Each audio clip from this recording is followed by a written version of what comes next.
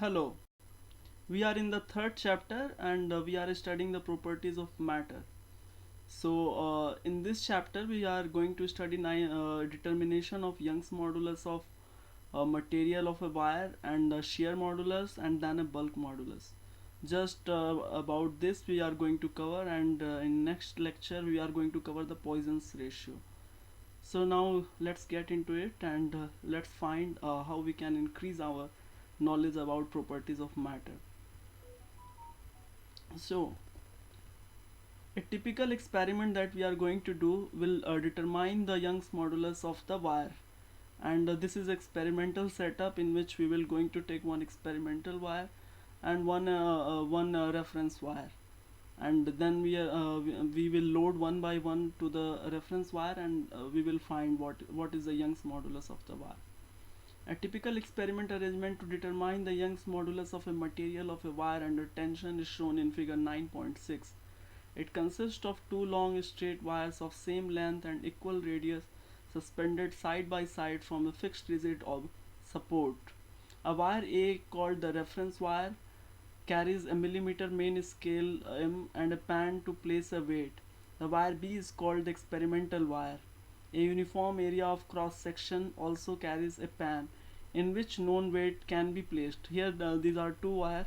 One is experimental, one is a reference wire, and both has a pan attached to it. Pan means anything that can carry weight.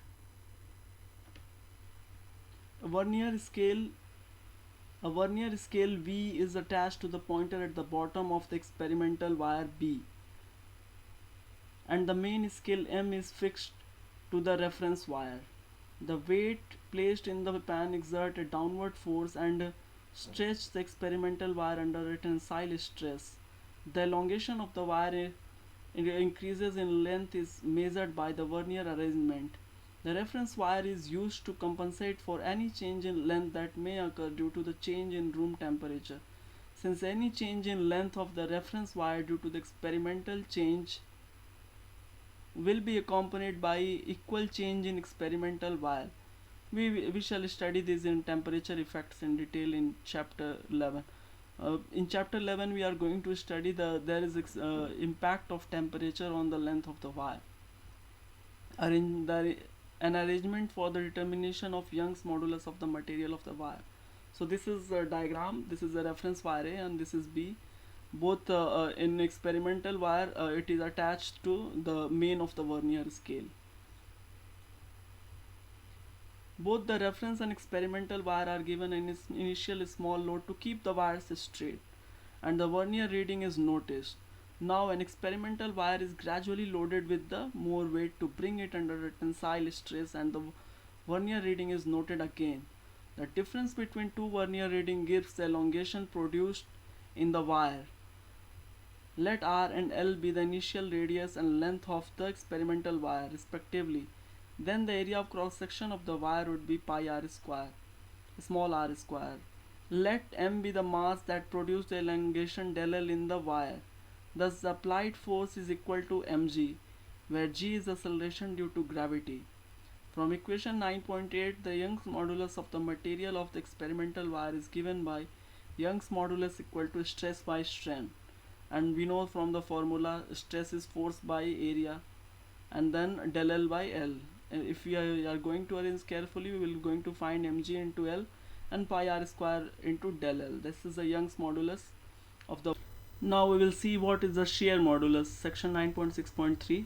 The ratio of shearing stress to the corresponding shearing strain is called the shear modulus of material and is represented by G. It is also called modulus of rigidity, because if the material is rigid, however tangential force we will apply, it will not shift. But if the material is not rigid, it is soft, then even after applying a small tangential force, we will get both the opposite faces is displaced by a large angle. So G equal to shearing stress by shearing strain F by A stress equal to, and del X by L. Del X is this length, del X from here to here, whatever the opposite side has displaced its position, and by L is L is the length of the this complete length of this slab. Now F by A, and we know that del x by L equal to theta. So F by A divided by theta. Theta is this one, because this will be tan theta, but tan, we know that tan theta equal to theta for small angles, and it will not be a very large angle in any case. The shearing stress sigma S equal can also be expressed as shearing stress G into theta. We can also write that F by uh, sigma S equal to G into theta. SI unit of shear modulus is Newton per meter square as of the pressure, as of the any stress. The shear moduli of a few common material are given in table 9.2. It can be seen that shear modulus or modulus of rigidity is generally less than Young's modulus. From the table, for most material, uh, this shear modulus of rigidity equal to Young's modulus of elasticity by 3, divided by 3, and you will remember this is multiplied by 10 to the power 9. So you can get that for the Young's modulus of aluminum must be 75. We will check here in the in this. Yes, for aluminum it is 70. Almost it has said. It has not explicitly said that it is exactly 3 times, but yes, it is saying that almost 3 times, almost divided by 3 times. This is given for some common material. You can go and compare that. You will find each one will be just displaced by a few 10 to the power 9. Now we will solve one question. A square lead slab of side 50 cm and thickness 10 cm is subject to shearing force on its narrow face of 9.0 into 10 to the power 4 Newton. The lowest edge is riveted to the floor. Riveted means it is fixed to the floor by using a screw or something. How much will the upper edge be displaced? It is asking about the theta. It wants us to calculate. So the square lead slab of side 50 cm and thickness 10 cm. So it has the area on which we are applying the force is 50 into 10. Its thickness is 10, and its area we know that it's the front area. So if we will get 0.05 meter square. Now the stress applied we will calculate just by dividing the by Young's modulus, and we will get here del x by L stress by G. Stress we have got here. What is the stress applied? After calculating area, we can calculate the stress, and after that stress we will going to calculate the G using this formula, and we will find that it will come out as 0.16 millimeter. So this area is 0.16 millimeter. Here also L is given, and how much L is taken? 0.5. L means this length. Square, if it is a square slab, then it is the L, and this is the area. This area we are talking about. So its thickness is known. Its thickness is known 0.1, and we will get the del x is 0.16. Now we are going to cover the next section, bulk modulus. In section 9.3, we have seen that when a body is submerged in a fluid, it undergoes a hydraulic stress equal in magnitude to the hydraulic pressure. This leads to the decrease in the volume of the body, thus producing a strain called the volume strain. Equation 9.5.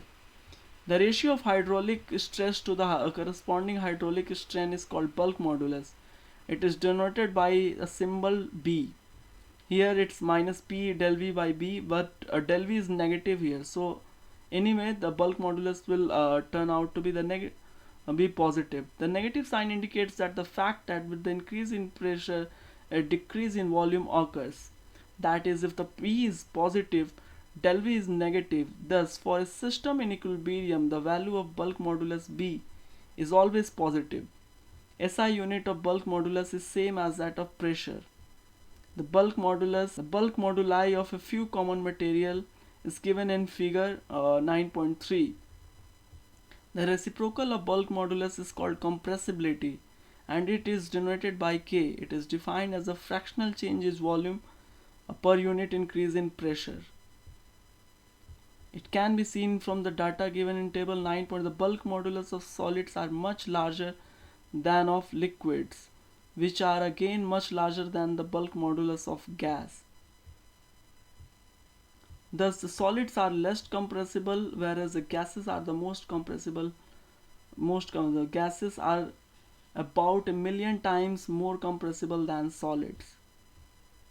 Gases have a large compressibility which vary with the pressure and temperature. The incompressibility of solid is primarily due to the tight coupling between the neighboring atoms. When the atoms are tightly coupled, so it is less compressible. The molecules in liquids are also bound with their neighbor but not as strong as in the solid. Molecules in gases are very poorly coupled to their neighbors.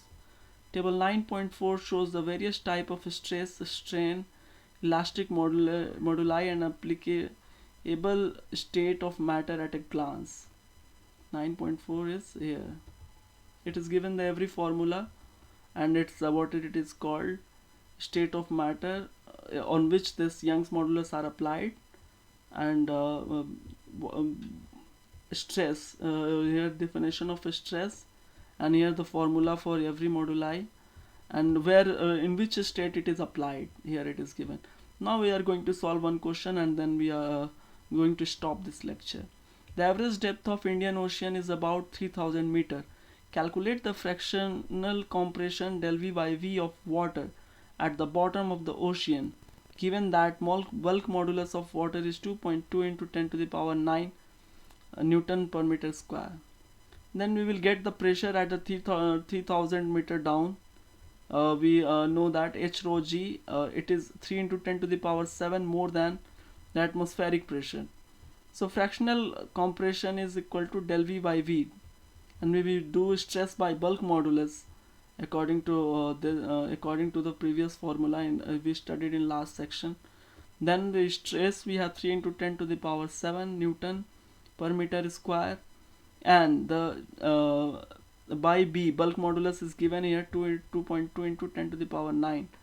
So the fractional comparison compared to the surface of water is 1.36 into 10 to the power minus 2, or if we multiply by 100, we will get 1.36% compression down in just 3000 meter down. Suppose we are going 6 kilometer down, then what will be the case? Now we are going to stop this lecture, and in the next lecture we are going to cover the Poisson's ratio and the further on. Thanks for watching.